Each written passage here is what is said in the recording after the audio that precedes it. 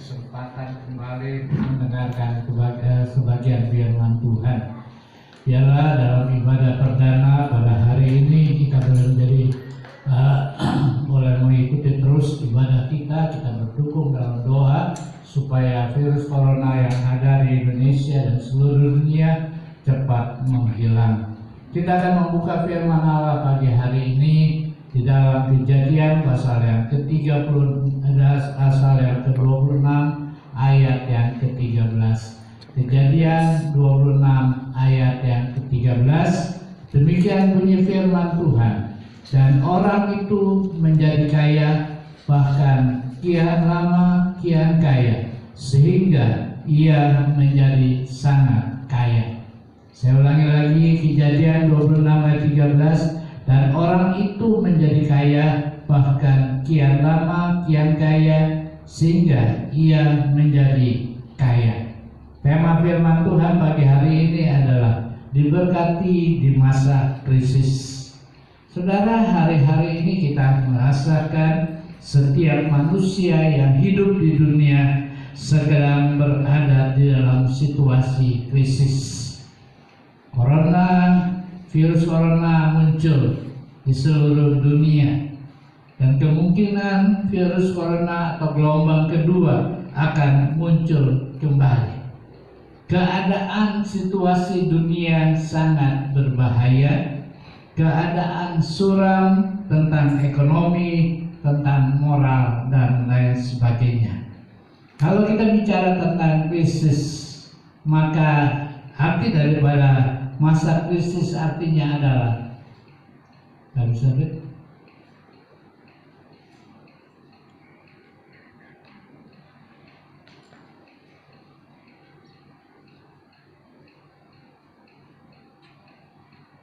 masa krisis artinya adalah keadaan yang berbahaya, keadaan yang genting, keadaan suram, masalah ekonomi, masalah moral, dan lain-lain.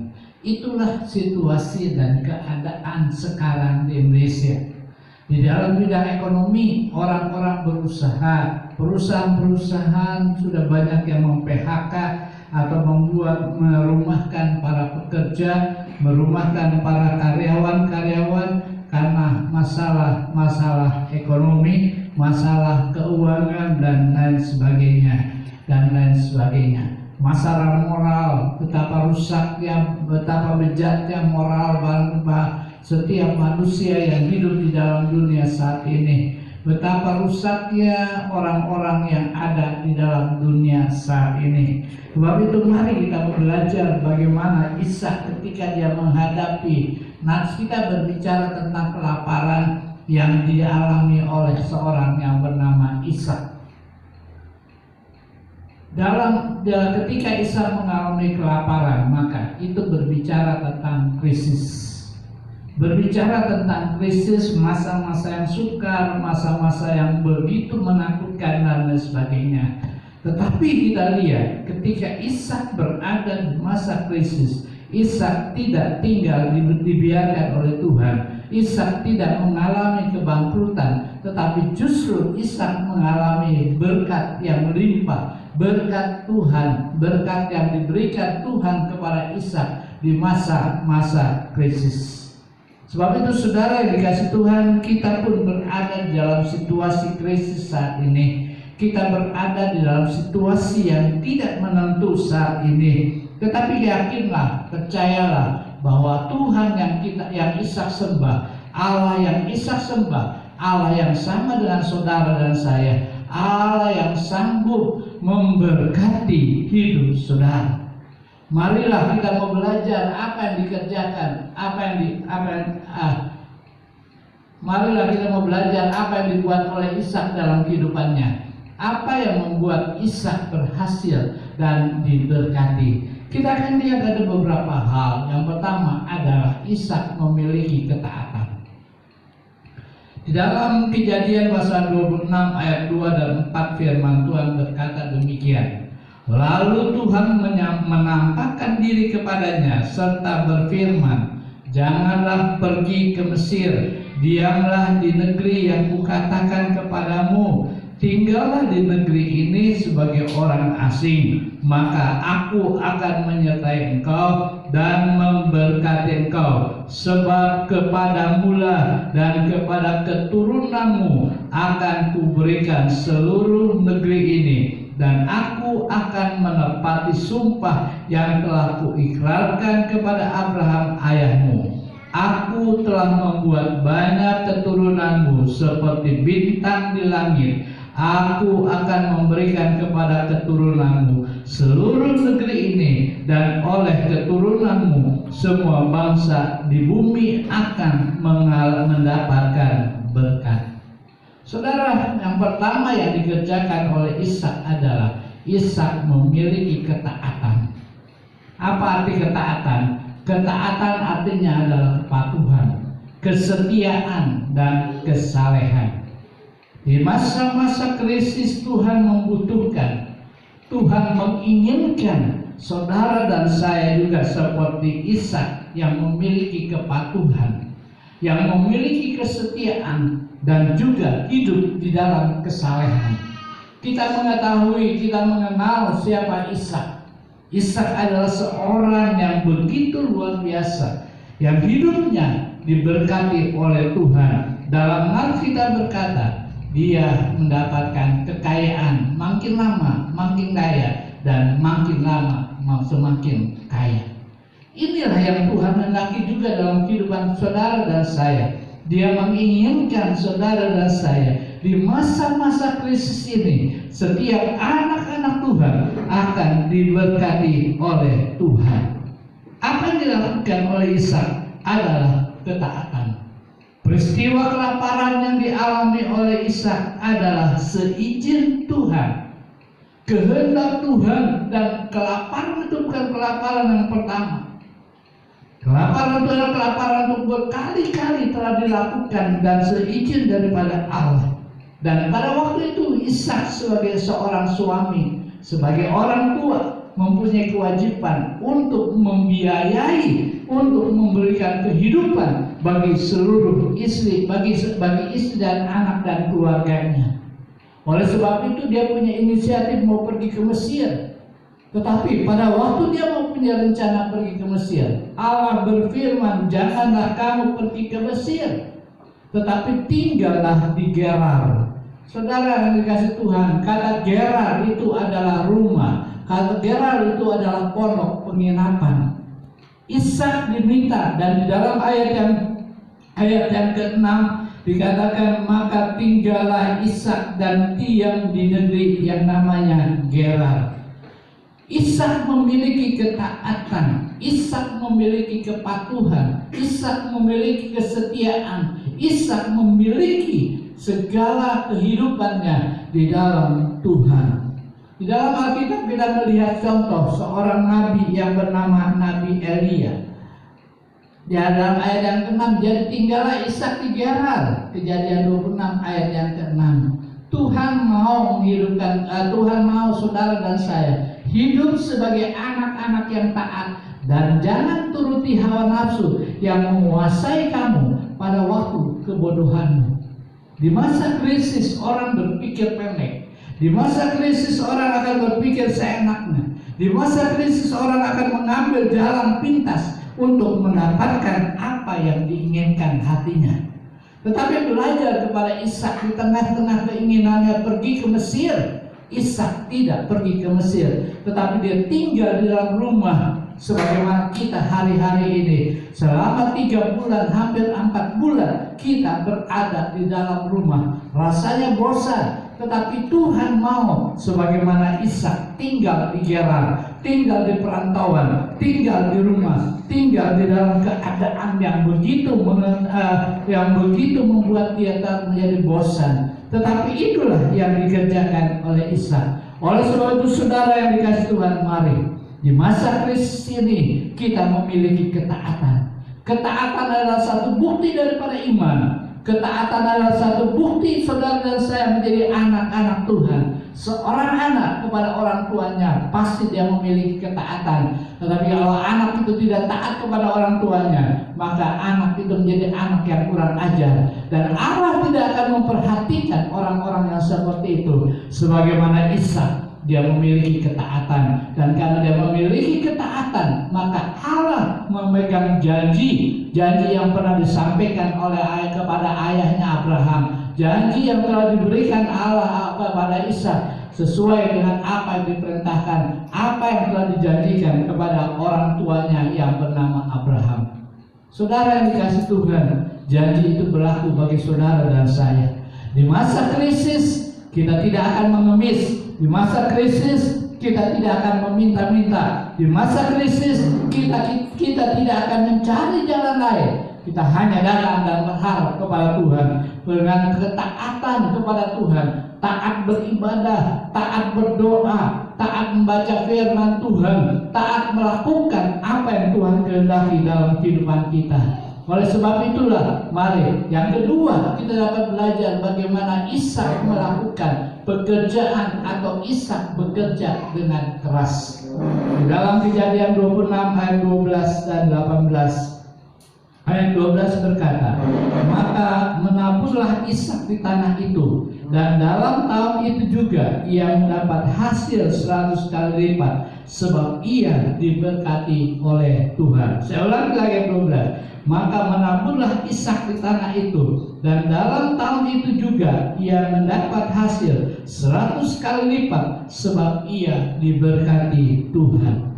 Ayat 18 berkata, kemudian Ishak menggali kembali sumur-sumur yang digali dalam zaman Abraham ayahnya, dan yang telah ditutup oleh orang Filistin sesudah Abraham mati. Disebutkannya lah nama sumur-sumur itu menurut nama-nama yang telah diberikan oleh ayahnya.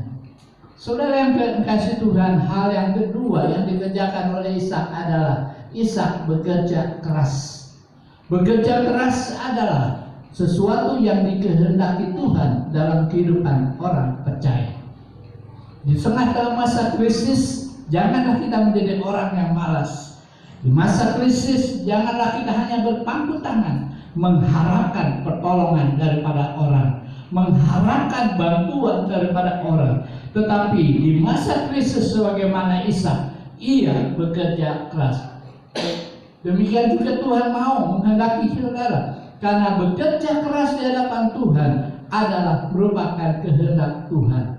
Bekerja keras di hadapan Tuhan adalah kemauan Tuhan. Tuhan mau setiap saudara dan saya sebagaimana Ishak. Yang dikerjakan oleh Ishak adalah menabur dan menggali.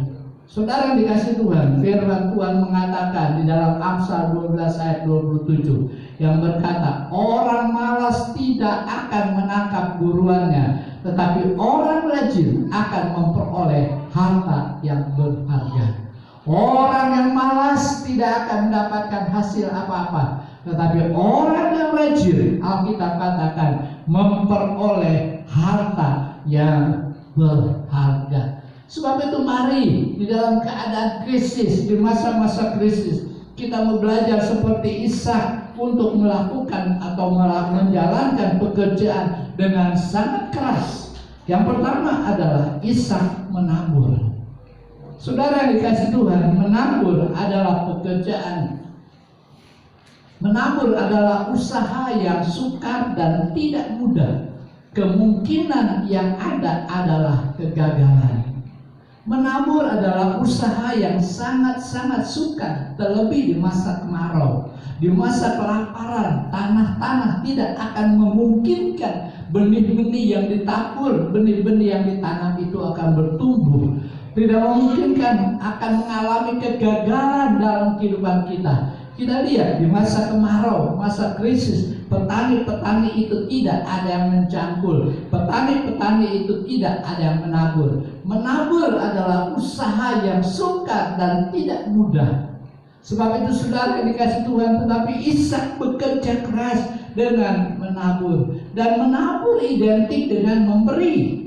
Menabur identik dengan memberi. Kalau saudara nonton televisi dalam satu acara, salah satu televisi, maka di dalam acara itu diceritakan bagaimana di masa-masa kritis, masa-masa kritis ini, orang-orang yang memiliki berkat, yang memiliki harta, memiliki uang yang banyak, mereka berusaha, mereka melakukan sesuatu yang namanya memberi. Mereka menabur apa yang mereka dapat taburkan. Di masa krisis seperti ini adalah sesuatu yang sulit untuk kita melakukan.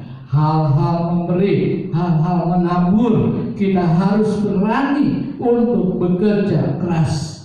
Menabur atau memberi tidak selalu dengan materi, tetapi kita bisa menabur dengan kebaikan. Menabur atau memberi tidak selalu dengan materi, tetapi kita bisa melakukan menabur dengan kebaikan.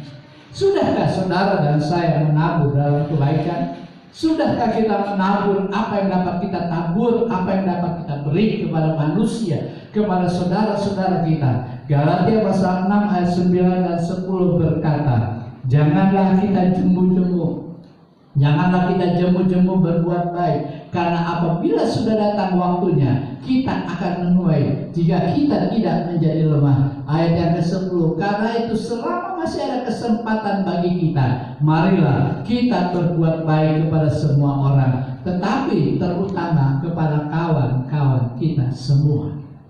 Menabur adalah sesuatu hal yang sukar. Menabur adalah sesuatu hal yang gak gampang. Tetapi Allah mengajar kepada saudara dan saya melalui Ishak, di mana Ishak menabur, memberi. Benih-benih itu ditabur dan di tanah-tanah yang kering, di tanah-tanah yang kemungkinan besar akan membuat gagal. Tetapi Ishak melakukannya dengan memikirkan dan melakukan apa yang terbaik. Yang kedua yang dikerjakan oleh Ishak adalah, kapan kita menabur? Jawabannya adalah sekarang, selagi ada kesempatan. Jangan menunggu saudara dan saya diberkati terlebih dahulu. Jangan menunggu saudara kaya lebih dahulu. Tetapi menaburlah pada saat kita masih ada kesempatan. Menaburlah, karena menabur itu akan mendapat balasan. Bagaimana Galatia pasal 6 tadi yang katakan, kalau kita tidak jemu, kalau kita tidak menjadi malas, kalau kita tidak menjadi putus asa, maka apa yang kita tabur, apa yang kita beri, itu akan mendapatkan keberhasilan, itu akan mendapatkan keuntungan. Yang kedua, Ishak menggali. Ishak menggali. Arti kata gali adalah mencari sampai ketemu sumber. Arti kata gali adalah mencari sampai kita ketemu sumbernya. Sumber berkat dari mana? Sumber berkat dari Tuhan. Ishak menggali sumur. Ishak menggali tanah yang pernah digali oleh ayahnya, oleh Abraham. Hingga pada waktu itulah, arti sumur adalah kehidupan Tuhan. Arti kata sumur adalah kehidupan Tuhan yang harus keluar dari kehidupan kita. Kita harus mencari sampai menemukan sumber kehidupan, dan itu meluap kehidupan orang lain. Artinya saudara diberkati untuk menjadi berkat bagi orang lain. Kita harus menggali sumur, kita harus menggali berkat itu. Dari mana kita mencari berkat itu? Adalah dari Tuhan. Kehidupan kita harus lebih mendekat lagi kepada Tuhan. Kehidupan saudara dan saya harus lagi mendapatkan jaminan daripada Tuhan. Ishak menggali itu tidak mudah. Menggali itu tidak langsung mendapatkan sumur. Ada kalanya kita mendapatkan pasir, ada kalanya kita mendapatkan batu. Ishak melakukan hal itu. Ishak menggali sumur, dan pada waktu Ishak menggali sumur, maka segala sesuatu yang dikerjakannya itu tidak mendapatkan apa-apa. Yang dinamakan dalam Alkitab dinamakan Ishak mengalami pertengkaran. Dalam bahasa aslinya adalah esek. Sampai ia menemukan air yang diberi nama Rehobot. Suatu usaha, pekerjaan yang berat yang dilakukan Ishak sampai ia berhasil. Bekerja keras adalah kehendak Tuhan.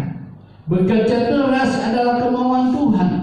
Jangan kita menjadi orang Kristen yang malas, yang hanya mengandalkan orang lain, mengharapkan berkat-berkat dan jemaat-jemaat yang lain. tetapi mari kita mau belajar memegang janji Tuhan bahwa Ia akan memberkati saudara dan saya. Ia akan memberkati kita apabila kita mau menyingsingkan lengan baju kita, kita menyingsingkan pakaian kita mau bekerja keras untuk mendapatkan berkat daripada Tuhan. Pengkhotbah mengatakan, Pengkhotbah 9 ayat yang 10 mengatakan, segala sesuatu yang dijumpai tanganmu untuk dikerjakan, kerjakanlah itu sekuat tenaga. Karena tidak ada pekerjaan, pertimbangan, pengetahuan, dan hikmat dalam dunia orang mati, kemana engkau pergi. Pengkhotbah 9 ayat ke-10, apa yang kita temukan, kita kerjakan dengan sekuat tenaga, dengan bekerja keras, menyingsingkan lengan baju kita melakukan apa yang Tuhan mau dalam kehidupan kita. Bekerjalah selagi masih siang. Bekerjalah buat Tuhan, bekerjalah di ladang Tuhan, bekerjalah dalam segala aspek kehidupan kita. Karena dengan demikian, apabila kita bekerja dan keras, akan mendapatkan hasil yang luar biasa yang Tuhan janjikan kepada kita. Yang ketiga, Ishak membangun mezbah.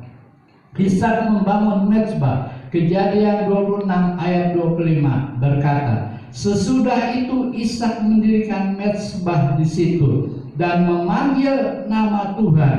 Ia memasang kemahnya di situ, lalu hamba-hambanya menggali sumur di situ. Saya ulangi lagi, Kejadian 26 ayat 25. Sesudah itu Ishak mendirikan mezbah di situ dan memanggil nama Tuhan. Ia memasang kemahnya di situ, lalu hamba-hambanya menggali sumur di situ. Saudara dikasih Tuhan, dari ayat ini Ishak membangun mezbah. Saudara yang dikasih Tuhan, berbicara tentang membangun mezbah. Membangun mezbah itu berbicara tentang hubungan kita dengan Tuhan. Membangun mezbah itu artinya adalah berbicara tentang ibadah kepada Tuhan. Ishak pada waktu dia membangun mezbah, disitulah dia mengenal siapa yang namanya Tuhan itu. Disitulah dia memanggil nama daripada Tuhan. Hubungan yang intim antara Ishak dengan Allahnya, hubungan yang intim antara Ishak dengan Tuhannya. Membangun mezbah, maka perbuatannya diberkati oleh Tuhan. Ishak melakukan hal ini seturut dengan ayahnya Abraham. Dan pada waktu Abraham membangun mezbah, ada 4 mezbah yang dikatakan di dalam Kejadian 26. Saya belum teliti, saya belum selidiki. Ada 7 perkataan gali, gali, dan gali. Tapi pada hari ini kita akan belajar Ishak membangun mezbah mengikuti ayahnya, yaitu Abraham. Dia seorang ayah, seorang anak yang taat kepada orang tuanya. Dia seorang anak yang begitu dengar-dengaran kepada orang tuanya, sehingga ketika ayah membangun mezbah, maka Abraham juga, Ishak juga membangun mezbah. Ada 4 tempat yang dilakukan. Yang pertama adalah Sikem. Sikem artinya bahu. Kejadian 12 ayat 6 sampai ke 7, saudara bisa baca di rumah. Sikem artinya bahu. Kalau kita mempunyai hubungan yang erat dengan Tuhan, kalau kita seringkali beribadah kepada Tuhan, saudara dan saya nggak perlu takut di masa krisis, karena saudara dan saya ada di bahunya Tuhan. Saudara dan saya dipandu oleh Tuhan. Saudara dan saya ada dalam tangan Tuhan, dan Tuhan mengetahui apa yang dapat kita lakukan.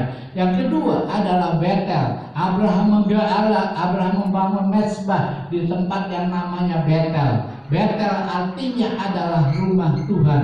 Di dalam Kejadian 12 ayat yang ke-8, saudara bisa baca di sana. Betel adalah rumah Tuhan. Dan saudara yang dikasih Tuhan, Abraham membangun mezbah di Betel, membangun hubungan yang intim dengan Tuhan di rumah Tuhan.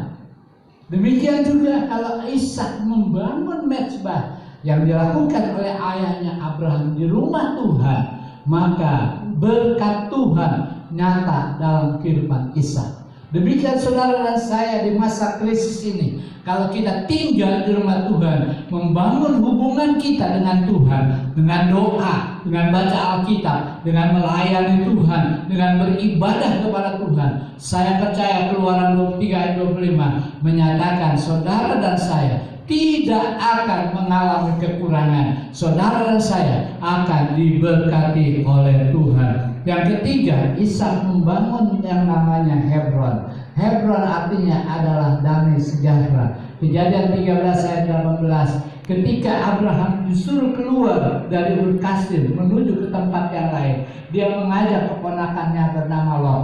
Dan pada waktu dia sudah ada di satu tempat, maka Abraham bertengkar, hamba-hamba Abraham dengan hamba Lot bertengkar. Maka Abraham dengan urapan yang daripada Tuhan berkata, silahkan kamu pilih kemana kamu mau. Kalau kamu ke kanan, aku ke kiri. Kalau kamu ke kiri, aku ke kanan. Akhirnya Lot memilih satu tempat yang namanya satu padang yang begitu luas, yang menurut pemandangan matanya dia melihat sesuatu yang indah, sesuatu yang luar biasa. Nah, di sini setelah mereka berpisah satu sama yang lain, mereka tidak bertengkar, mereka tidak ribut, ada damai sejahtera. Kalau hubungan kita dengan Tuhan begitu intim, hubungan kita dengan Tuhan begitu erat, maka damai sejahtera akan ada dalam hidup saudara. Damai sejahtera akan ada dalam pekerjaan saudara. Damai sejahtera akan ada dalam rumah tangga saudara. Apa yang saudara dan saya lakukan, semuanya diperkenan oleh Tuhan dan diberkati oleh Tuhan.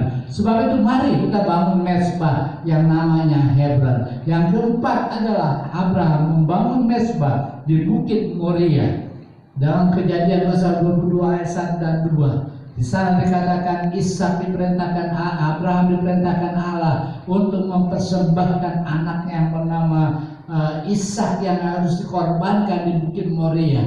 Tetapi pada waktu dia mau mengorbankan dan membunuh Ishak anaknya, Allah berkata, Abraham, kamu melihat bagaimana pertolonganmu. Di sini membuktikan kasih Allah Abraham.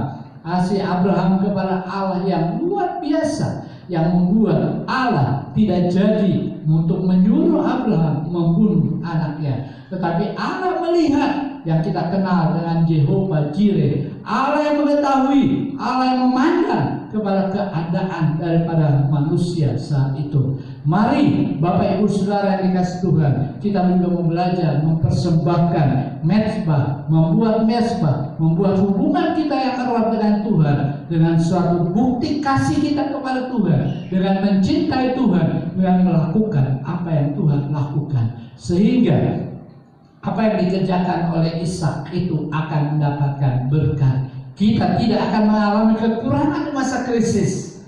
Tidak ada seorang pun di antara kita yang tidak pernah makan sekalipun. Pasti kita dalam satu hari tidak bisa makan 1 kali, 2 kali, 3 kali. Kita tidak pernah mengalami kekurangan. Sekalipun di tengah-tengah krisis ekonomi, di tengah-tengah krisis yang menakutkan saat-saat ini. Tetapi kalau kita membangun mezbah, membangun hubungan yang intim dengan Tuhan, mempererat hubungan kita dengan Tuhan, dengan berdoa, baca Alkitab, setia beribadah, setia melayani Tuhan, maka saya percaya, saya yakin, masa krisis bukanlah membuat kita menjadi masa yang suram, tetapi di masa yang krisis, masa yang begitu menakutkan, Tuhan akan memberikan berkat kepada saudara dan saya. Pagi hari ini kita mau belajar. Lanjut. Pagi hari ini kita belajar firman Tuhan dalam 1 Timotius 4 ayat yang ke-8. Latihan badani terbatas gunanya, tetapi ibadah itu berguna dalam segala hal, karena mengandung janji baik untuk hidup ini maupun untuk hidup yang akan datang. Ada janji kalau kita mempunyai hubungan yang intim dengan Tuhan. Ada janji kalau kita membangun mezbahnya Tuhan dalam kehidupan kita, maka janji itu akan menjadi terlaksana. Janji itu akan menjadi bukti kepada saudara dan saya untuk kita dapat mengalami berkat di masa krisis itulah. Sebagai penutup pada pagi hari ini kita belajar, Tidak ada seorang pun di dunia ini yang mengetahui kapan berakhirnya krisis. Tidak ada seorang pun yang tahu kapan corona ini akan berakhir. Kita lihat orang-orang akan memperkirakan akan terjadi gelombang kedua setelah corona yang pertama ini selesai. Akan muncul lagi. Kita lihat sekarang di Indonesia sudah bebas. Sebagian daerah sudah bebas di DKI. Kita lihat orang-orang begitu berkumpul ketika Car Free Day sudah diberikan izin. Mereka lupa dengan protokol kesehatan. Mereka lupa dengan apa yang telah terjadi. Mereka lupa dengan masa-masa krisis. Kita pun demikian, kita mau belajar agar kita juga mengetahui tidak ada seorang pun yang mengetahui kapan akan berakhirnya krisis. Tetapi hanya Tuhan sajalah yang hanya Tuhan sajalah yang tahu. Di masa krisis inilah kita belajar dari Ishak.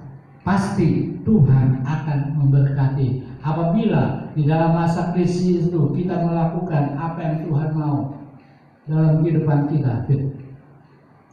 Di masa krisis ini kita mau belajar tetaplah memiliki ketaatan kepada Tuhan dan firman-Nya. Yang kedua, kita mau belajar bekerja keras. Apa yang dapat kita kerjakan? Kita kerjakan dengan begitu sungguh-sungguh, dengan serius. Sekalipun keadaan situasi yang tidak menentukan, tetapi kita mau belajar untuk bekerja keras. Yang ketiga, hubungan pribadi kita dengan Tuhan dengan membangun mezbah. Dengan demikian, apabila 3 hal ini kita lakukan, kita jalankan dalam hidup kita, bagaimana Allah bisa memberkati Ishak, Allah juga akan memberkati saudara dan saya.